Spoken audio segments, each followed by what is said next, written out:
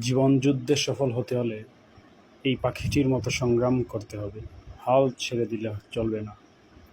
দেখুন পাখিটি স্রোতের সাথে যুদ্ধ করে কীভাবে মাছটিকে শেষ পর্যন্ত উড়িয়ে নিয়ে গেল।